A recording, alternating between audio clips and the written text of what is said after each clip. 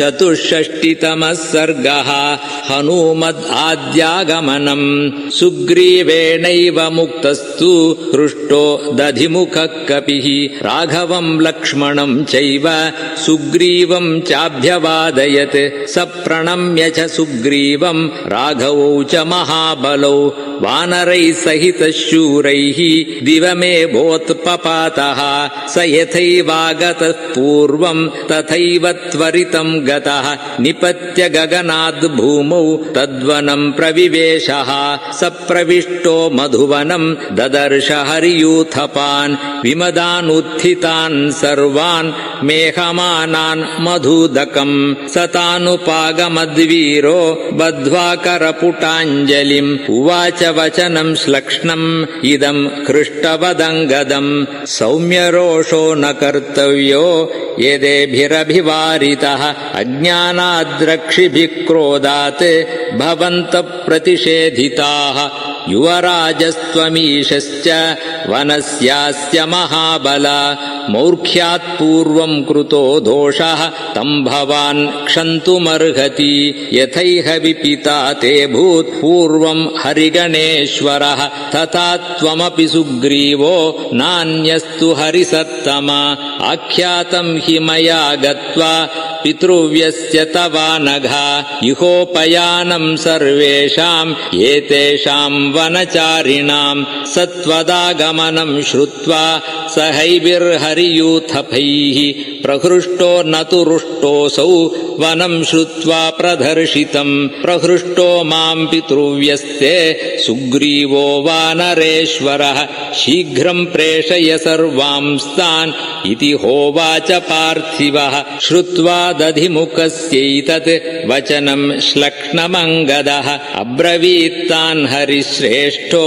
वाक्यम् वाक्यविशारदः शङ्के श्रुतोऽयम् वृत्तान्तो रामेण हरियूथपाः तत्क्षमम् नेह न स्थातुम् कृते कार्ये परन्तपाः पीत्वा मधु यथा कामम् विश्रान्ता वनचारिणः किं शेषम् गमनम् तत्र सुग्रीवो यत्र मे गुरुः सर्वे यथा माम् वक्ष्यन्ति समेत्य हरियूथपाः तथास्मि कर्ता कर्तव्ये भवद्भिः परवानहम् नाज्ञापयितुम् ईशोऽहम् युवराजोऽस्मि यद्यपि अयुक्तम् कृतकर्माणो यूयम् दर्शयितुम् मया ब्रुवतश्चाङ्गदस्यैवम् श्रुत्वा वचनमव्ययम् प्रहृष्टमनसो वाक्यम् इदमूचुर्वनौकसः एवम् वक्षति को राजन् प्रभुः सन् वानरर्षभः ऐश्वर्यमदमत्तो हि सर्वोऽहमिति मन्यते तव चेदम् सुसदृशम् वाक्यम् नान्यस्य कस्यचित् सन्नतिर्हि तवाख्याति भविष्यत् शुभयोग्यताम् सर्वे वयमपि प्राप्ताः तत्र गन्तुम् कृतक्षणाः स यत्र हरिवीराणाम् सुग्रीवः पतिरव्ययः त्वया ह्यनुक्तैर्हरिभिः नैव शक्यम् पदात् पदम् क्वचित् गन्तुम् हरिश्रेष्ठ ब्रूमः सत्यमिदम् तु ते एवम् तु वदताम् तेषाम् अङ्गदः प्रत्यभाषत बाढम् गच्छामयुत्युक्त्वा उत्पपातमहीतलाम् उत्पतन्तमनूत्पेतुः सर्वे ते हरियूथपाः कृत्वाकाशम् निराकाशम् यन्त्रोत्क्षिप्ता इवाचलाः तेम्बरम् सहसोत्पत्य वेगवन्तः प्लवङ्गमाः विनदन्तो महानादम् घनावातेरिता यथा अङ्गदे ह्यनुनुप्राप्ते सुग्रीवो वानराधिपः उवाच शोकोपहतम् रामम् कमललोचनम् समाश्वसिः भद्रम् ते दृष्टा देवी न संशयः नागन्तुमिह शक्यम् तैः अतीते समये हि नः न मत्सकाशमागच्छेत् कृत्ये हि विनिपातिते युवराजो महाबाहुः प्लवताम् प्रवरोऽङ्गदः यद्यप्यकृतकृत्यानाम् ईदृशस्यादुपक्रमः भवेत् स दीनवदनो भ्रान्तविप्लुतमानसः पितृपैतामहं चैतत् पूर्वकैरभिरक्षितम् न मे मधुवनम् हन्यात् अहृष्टप्लवगेश्वरः कौसल्या सुप्रजा राम समाश्वसिः सुव्रता दृष्टा देवि न सन्देहो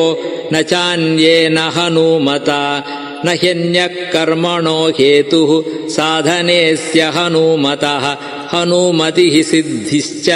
मतिश्च मतिसत्तमा व्यवसायश्च वीर्यम् च सूर्ये तेज इव ध्रुवम् जाम्बवान् यत्र नेता स्यात् अङ्गदश्च बलेश्वरः हनुमांश्चाप्यधिष्ठाता न तस्य गतिरन्यथा मा भूश्चिन्ता समायुक्तः सम्प्रत्यमितविक्रमा